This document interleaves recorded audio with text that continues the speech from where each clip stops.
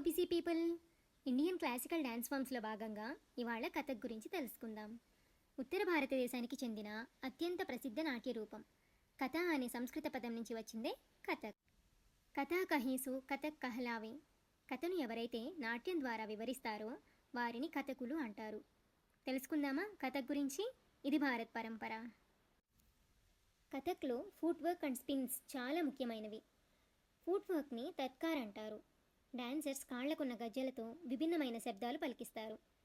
Spins చాలా స్పీడ్గా, రౌండ్గా, clock wise and anti clock wise డైరెక్షన్లో తిరగడం కథక్లో ఉండే స్పెషాలిటీ. ప్రాచీన కాలంలో కథకులు దేవాలయాల్లో పురాణ గాథలను, పాటలు, మాటలు మరియు ఎక్స్ప్రెషన్స్ ద్వారా ప్రచారం చేసేవారు. ముఘల్ రాజుల ఆస్థానంలో ఈ నృత్యం వినోదంగా మారి వేగవంతమైన కదలికలు, విభిన్న ఆహార్యం తోడయ్యాయి. ఈ నాట్యంలో స్త్రీలు అనార్కలి డ్రెస్ లేదా చీరని, మేల్స్ కుర్తా లేదా చుడిదార్ని ధరిస్తారు. కాళ్లకు భారీగా గజ్జెలు కట్టుకోవటం కథక్లో చాలా ముఖ్యం.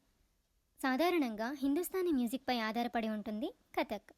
కథక్ కేవలం శారీరక కదలికలకే పరిమితం కాకుండా ఒక కథను ప్రేక్షకులకు అర్థమయ్యేలా చెప్పే అద్భుత కళారూపం. మరింత యూస్ఫుల్ ఇన్ఫర్మేషన్ కోసం do like, share and subscribe to my channel.